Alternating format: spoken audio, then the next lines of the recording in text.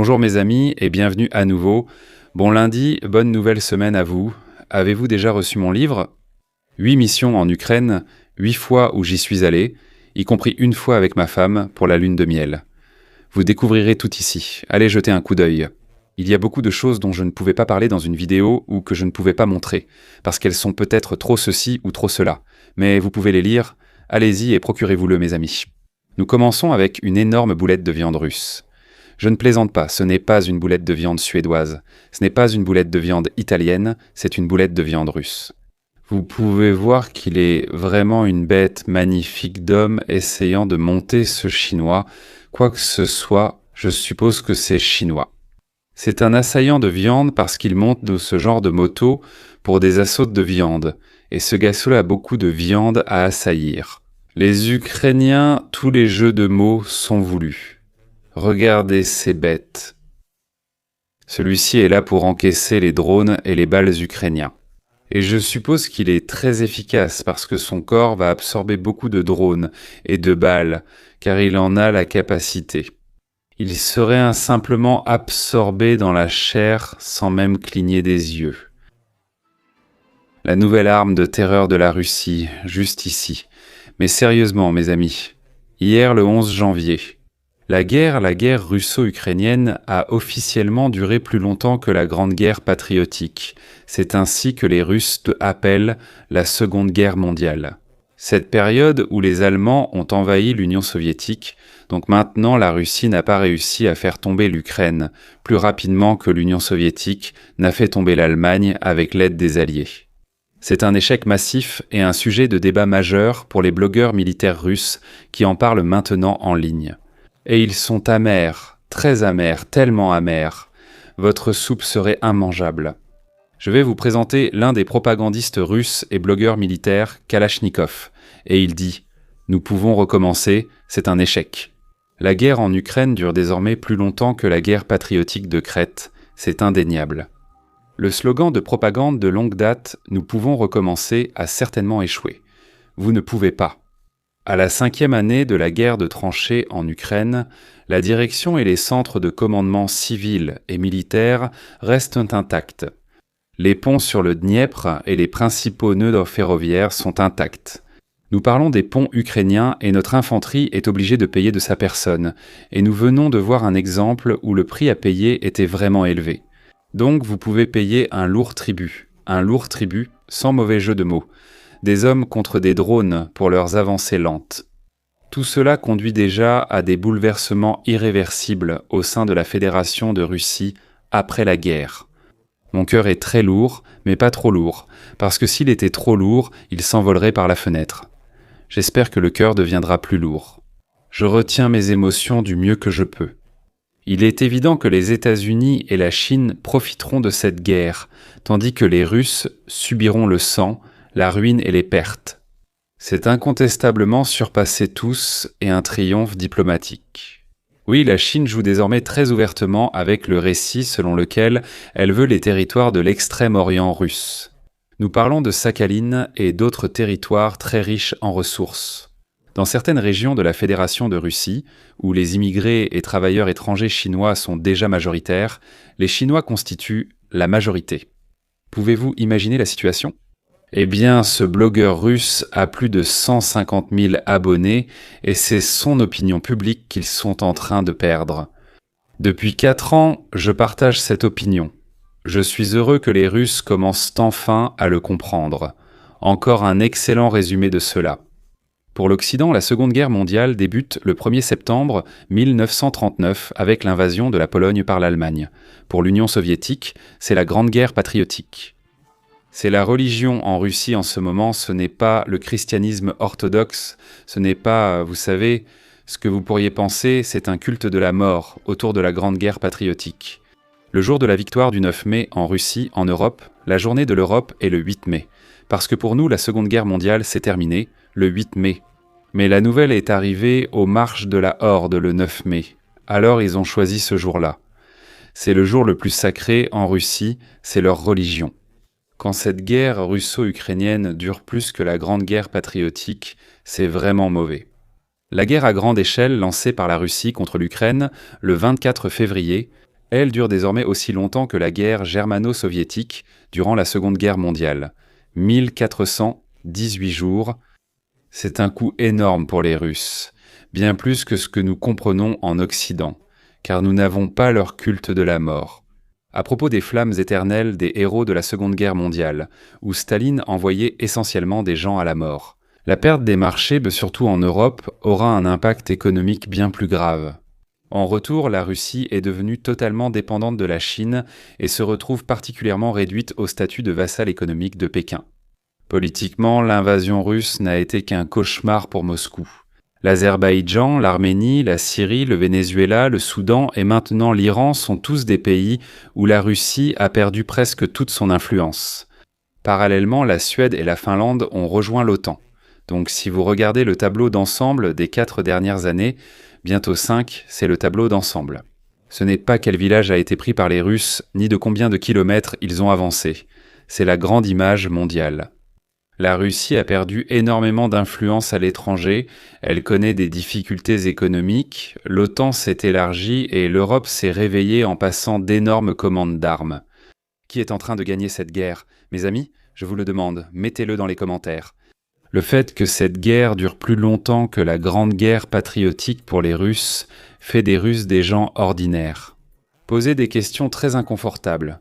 Je vais vous le démontrer. C'est très dangereux pour un Russe de penser comme ça parce qu'il pourrait finir par passer par la fenêtre. Regardez.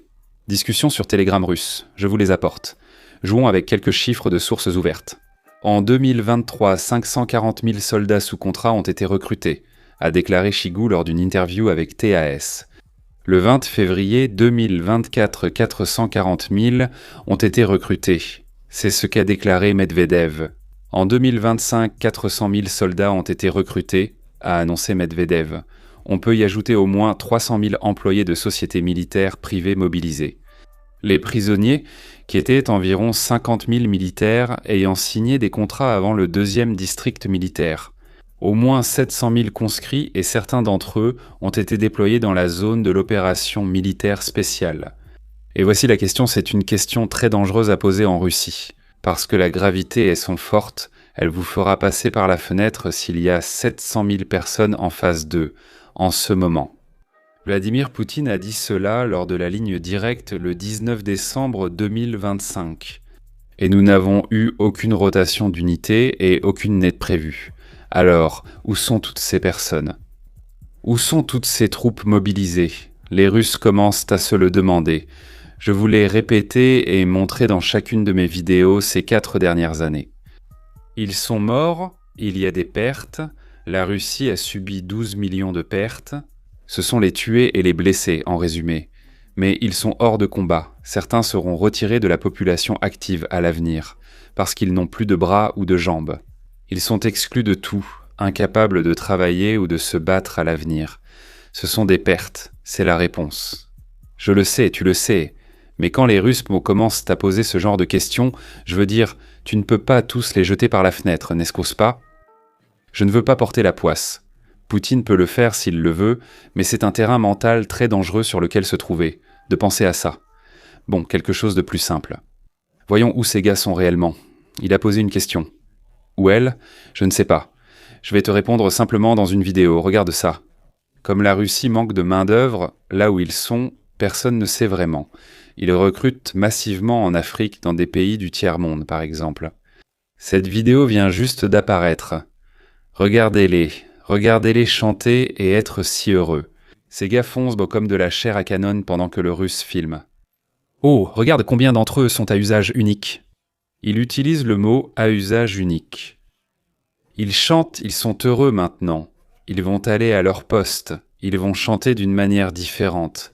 Nawakamutu Muto zamina, moi ewaka e samina moi leheros. Oui, je regarde Shakira juste ici. Ils sont tellement heureux, et j'aime les entendre chanter et danser. C'est une bonne ambiance, mais malheureusement, c'est l'armée russe. Donc j'ai 2 vidéos pour toi de ce qui est arrivé à ces gars-là. Et ce n'est qu'un exemple. Il y a des centaines d'unités, comme ça, dans la prochaine vidéo. C'est un de ces mêmes gars, et l'un d'eux est même probablement le même gars, en train de le filmer en pointant aussi une arme sur lui. Est-ce que c'est le soir maintenant ou tôt le matin? On ne sait pas, il fait sombre, mais le gars ne chante plus, il ne danse plus, parce qu'il a une mine anti-char attachée à la poitrine. Bienvenue dans l'armée russe. Voilà donc les gars qui sont arrivés.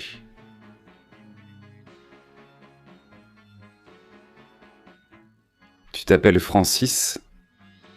Tu veux sucer? Ouais, Francis, espèce de petit morceau de charbon, oh mon Dieu. Les Russes, ils ne cachent rien, ce sont des racistes complets, et ils ne le cachent pas du tout, ils appellent celui-là un petit morceau de charbon. Waouh, waouh, on regarde ça. Tu es l'ouvreur aujourd'hui, tu ouvres comme le repas d'ouverture, c'est-à-dire le premier à franchir la ligne. Il va courir et sauter à travers les bois. De quoi as-tu peur, bordel? Ne fais pas ça. Avance, bouge, bouge, j'ai dit, en le poussant devant, avec une arme. Maintenant, avance, j'ai dit. Et tu peux remarquer que le mercenaire ne chante plus, il ne danse plus. Donc en Russie, les choses ont toujours évolué dans cette même direction depuis 300 ans. Il y a 300 ans, il n'y avait pas de mine anti-char, c'est vrai. À l'époque, d'autres méthodes étaient utilisées, on envoyait simplement 100 mines anti-char. Pieds nus. Juste pour encaisser les balles de mousquet de l'ennemi, par exemple. Piotr, j'ai fait ça aux prisonniers ennemis. Ils les mettaient tant devant les lignes, les envoyant vers les forces suédoises pour que les Suédois tirent sur leurs propres hommes. Ils font ça depuis des siècles, nous le savons depuis des siècles, et maintenant, tu le sais aussi, on est tous sur la même longueur d'onde. C'est formidable. Aussi, qu'est-ce qui s'est vraiment passé? Je veux dire, c'était la vidéo d'aperçu de la mine anti-char. Et maintenant, je veux juste montrer la toute dernière vidéo des conséquences de ce qui s'est vraiment passé. Voici le drone ukrainien, et ces gars atteignent enfin le drone ukrainien. Drone. Il s'approche et se connecte au gars. Regardez-le, il a une pelle, ils l'ont envoyé avec une pelle, et c'est un homme ninja. Et il frappe le drone, démilitarisant le drone avec son visage. Oui, c'est à ça que les Russes les utilisent. Pas d'illusion ici, nous savons tous ce qu'ils font. Nous sommes tous sur la même longueur d'onde maintenant, et cela dure depuis très très longtemps, et ça ne s'arrête pas. Un homme affronte des milliers de ces mercenaires. Alors, qui gagne? Dites-le moi dans les commentaires, je les lirai avant notre départ en Iran. Sujet, j'ai encore une vidéo pour vous qui concerne les drones ukrainiens, qui l'ont fait il y a 2 jours. Ils ont survolé la mer Caspienne et repéré des plateformes pétrolières et gazières de Lukoil. Elles coûtent cher et rapportent beaucoup à la Fédération de Russie qui utilise cet argent pour engager des mercenaires servant de chair à canon. Comme nous l'avons vu, donc l'Ukraine se dit « Ah, nous ne voulons pas que la Russie engage ses mercenaires » et ils ont détruit ces plateformes pétrolières et gazières. Regardons cela. Cela s'est passé il y a 2 jours sur la mer Caspienne, en s'y dirigeant, donnant de petits baisers aux plateformes pétrolières et gazières. Quel est le 2e drone? 3e drone? Démilitariser la banque B de Poutine. Qu'est-ce qu'on a? 4e drone? Waouh, on a gagné 4 drones. Félicitations. 5? On en a 5? 5 drones? C'est comme une vente aux enchères ici. 5 drones. Alors, on en a 6? On en a 6, juste ici, 6 drones, on en a 5, là tout de suite, on en a 6 drones, carrément, et ils l'ont déjà fait. Un hélicoptère est déjà en vol pour éteindre les incendies. Je ne sais pas si c'est un hélicoptère ou un feu. Nous avons 6 drones au total. Mes amis, c'était un vrai spectacle. J'espère que vous avez autant apprécié que moi. Mais maintenant, passons au principal allié de la Russie, l'Iran, parce qu'ils ont déjà perdu la Syrie, ils ont déjà perdu le Soudan, le Venezuela, l'Azerbaïdjan, l'Arménie. Ils ont encore l'Iran, mais pas pour longtemps. La situation en Iran devient vraiment tendue, les gens en ont assez. Il y a des manifestations depuis plus de 2 semaines maintenant, et elles sont sanglantes, elles deviennent sanglantes, vraiment sanglantes. Pourquoi les gens manifestent-ils? Eh bien parce que le régime iranien est vraiment, vraiment mauvais. Et la majeure partie du monde libre leur impose des sanctions, ce qui signifie que l'Iran souffre sous les sanctions les plus lourdes. Presque, et leurs problèmes économiques sont indescriptibles. Écoute, mais c'est tellement grave que les gens ne peuvent pas gagner d'argent, les gens n'arrivent pas à s'en sortir, les gens... De plus, Les femmes protestent particulièrement parce que le régime iranien, très religieux, les opprime spécifiquement. Voici pourquoi les gens manifestent et ce régime tue vraiment. Passons donc aux dates du 6 au 8 janvier. Cette vidéo a été réalisée ces jours-là après une semaine de manifestations. Et voici le centre médico-légal de Dekran. Il est plein, vraiment plein. L'entrée est interdite à cause du trop grand nombre de corps à l'intérieur. Alors ils ont installé un écran affichant des photos des défunts tués par le régime, pour que les gens puissent retrouver leurs proches. Regardez ça, et les gens regardent simplement l'écran, le filmant aussi, parce qu'il n'affiche chaque photo que pendant un temps limité. C'est juste une méthode rapide pour identifier vos proches, et tous ces gens ont été tués par le régime par des tirs à balles réels. Ils ont utilisé des munitions réelles contre les manifestants du 6 au 8 janvier, près d'une semaine plus tard. Ils continuent. Vous pouvez additionner les chiffres. On parle de milliers de personnes tuées de cette façon. Je ne peux pas montrer ces vidéos, je suis désolé, mais les morgues sont pleines. Ils utilisent maintenant les parkings, ils placent les corps côte à côte pour que les proches puissent les identifier. Donc, un colonel spécifique en Iran, le colonel des gardiens de la révolution iranienne, Mahdi Rahimi, a ordonné aux troupes d'ouvrir le feu sur les manifestants à Malik Shahi, dans la province d'Ilam. Éliminés par les manifestants, les médias d'État iraniens ont déclaré jeudi que Rahimi était mort soudainement d'une fuite de gaz, ce qui est faux. Il a ordonné à des escadrons de la mort, donc à 8 à 10 personnes armées, et leur a simplement ordonné de tirer sur les manifestants sur place, et ces escadrons se déplaçaient dans la ville. Nous avons des milliers de victimes, mortes à cause de ces ordres. Dans les morgues, nous voyons des vidéos de cela. Les manifestants ayant survécu aux fusillades ont trouvé la maison du colonel, y ont fait irruption, et la suite appartient à l'histoire. Il n'est plus là. Ce n'est plus une manifestation, c'est une révolution. Ces personnes veulent un changement de régime, elles veulent que le régime tombe, et elles n'ont pas peur d'utiliser la violence. Je ne montrerai pas la vidéo, mais vous pouvez entendre les sons. C'est un des escadrons de la mort ordonné par ce colonel désormais éliminé. Il est dans les rues où les gens sont entassés les uns contre les autres. Donc oui, ils utilisent toutes sortes d'armes, des fusils automatiques, des fusils à pompe, des pistolets, tout ce qu'ils ont. Leur objectif est simplement de tuer des gens. 2 jours plus tard, à Téhéran, la capitale, je pense que la violence n'a pas stoppé les manifestations. Généralement, ce n'est pas le cas. Nous avons vu la même chose en Ukraine en 2013-2014. Lorsque les snipers ont ouvert le feu sur la foule, 100 personnes ont été touchées par les balles et sont mortes. Cela a énervé la population, qui a renversé le gouvernement et ouvert le feu 2 jours après. Nous le voyons dans le ranch. Les gens sont en colère, ils sont furieux, ils sont dans les rues par millions partout dans le pays. Ouvrir le feu avec des munitions réelles transforme les morts en martyrs. Les gens veulent un changement de régime. On le voit dans les vidéos, par exemple cette vidéo où, à Téhéran, un homme verse de l'essence sur la photo ou l'affiche de Khomeini et y met le feu. Ils l'ont éliminé. Encore un exemple de la gravité de cette révolution. Ali Akbar Zadek, le procureur public de la ville d'Esfarayan, et 5 membres des forces de sécurité iraniennes ont été tués après que son bureau a été incendié et assiégé pendant la manifestation. Et cela a éclaté dans la ville ce soir. C'était le 10 janvier. Maintenant, un procureur public du régime pourrait être celui qui condamne réellement des gens à mort. Le régime iranien est tristement célèbre pour des punitions comme la lapidation des filles jusqu'à la mort, tuer des filles parce qu'elles ont été violées, ils ont ensuite tué une fille parce que c'était sa faute si elle avait été violée, n'est-ce pas ? Et c'est ce que font ces procureurs, ils donnent ces ordres, donc les gens sont vraiment en colère contre ces procureurs parce qu'ils donnent les ordres de tuer, pour ne pas porter le hijab par exemple. Donc oui, il est évident que ces procureurs publics sont les premiers à partir.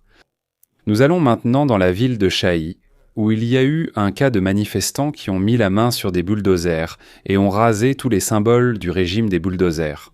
Le bureau du gouverneur ainsi que la statue de Qassem Soleimani. Donc ils rasent ces maisons où vivent et travaillent les responsables du régime, ainsi que les statues. Ils effacent le régime aussi vite qu'ils le peuvent. La partie ironique de tout cela, c'est qu'hier, le 11 janvier, la direction iranienne, le régime, a déclaré 3 jours de deuil pour les victimes de ces manifestations. Je veux dire eux, cette direction. Regardez ce type au milieu, le Khomeini juste ici. C'est lui qui a ordonné l'usage de munitions réelles et la répression violente des manifestations, causant la mort de milliers de personnes. Et maintenant, il ordonne 3 jours de deuil pour les morts. Parce que ce qu'il diffuse, le récit que la propagande iranienne pousse maintenant, la propagande du régime, c'est que tous ceux qui sont tués et tous ceux qui se révoltent dans les rues sont payés par les États-Unis et Israël. Ce ne sont pas des Iraniens qui sont là pour leur propre intérêt, pour le bien de leur peuple, ils sont contrôlés par les États-Unis et Israël, donc c'est ça. Et les morts sont comme des victimes de l'ingérence israélienne en Iran, comme s'ils imposaient un récit insensé au peuple, et ils déclarent une période de deuil. C'est vraiment une signature russe de tout inversé, et d'informations juste l'exact opposé. Je comprends ce que ces gars-là sont des amis. Le 11 janvier hier, c'était la dernière fois que nous avons reçu une grande quantité de vidéos d'Iran, et avant cela, nous recevions des vidéos presque tous les jours. Mais maintenant, le 12, nous ne recevons presque plus rien. Parce qu'ils ont activé le régime, activé des brouilleurs militaires, ils brouillent en tout. C'est un blackout total. Et oui, je veux dire Starlink. Avant que l'Internet ne soit coupé, les gens utilisaient Starlink. Nous recevions les vidéos, mais aujourd'hui, comparé à hier, il y a eu beaucoup moins de vidéos. Parce qu'ils utilisent des brouilleurs de qualité militaire pour brouiller les grandes villes. Un voile complet de bruit. Rien ici n'est une photo de manifestants brûlant des mosquées. Et ils font ça partout en Iran. Parce que les gens en Occident ne comprennent pas toujours cela. Ils brûlent des mosquées ici, et Zelensky fait arrêter des prêtres orthodoxes russes. Ils disent que la propagande russe prétend qu'il s'agit d'un pogrom ou d'une persécution des influents de l'Église russe. Mais non. L'Iran et la Russie utilisent tous deux les systèmes religieux comme organisation de renseignement. Pour la Russie. L'Église orthodoxe russe est sous le contrôle du service fédéral de sécurité. Pour l'Iran, les mosquées et les responsables religieux sont comme un bras du renseignement du régime. Donc, il ne s'agit pas du tout de religion. Dans ces deux pays, c'est une arme pour terroriser la population. C'est pourquoi les gens brûlent immédiatement les mosquées lorsque la révolution commence. Zelensky a donc ordonné la poursuite des prêtres de l'Église orthodoxe russe, car ils travaillent pour le service fédéral de sécurité. Les manifestants marquent les maisons des responsables du régime et y inscrivent des textes. Vous nous réprimez dans les rues avec violence, mais nous viendrons pour vos familles et nous nous occuperons de vous bientôt. Ce sont donc des menaces sérieuses, et la situation s'aggrave très rapidement. C'est tout pour aujourd'hui, mes amis, mais je veux vous laisser sur une note plus positive. Donc bien sûr, j'ai choisi une explosion parce que maintenant, nous avons un autre angle depuis le Venezuela. Voici un système de défense anti-aérienne Buk russe, et il est frappé par les États-Unis. Boum, la liberté exportée.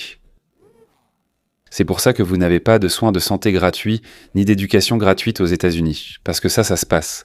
Et c'est magnifique, honnêtement, regardez-moi ça. Ouais, c'est une bonne façon de finir la vidéo, non ? Merci d'avoir regardé et d'être là, mes amis. Je reviendrai mercredi. Lisez mon livre « 8 missions en Ukraine », dont le lien est en description. Vous y trouverez tout sur nos actions en Ukraine. Je dis « nous » parce que vous avez tous financé cela. Je pense que vous voulez savoir où est allé votre argent. Eh bien, c'est juste ici. Allez le prendre d'ici ma prochaine vidéo, mes amis Slavo, Krini et au revoir.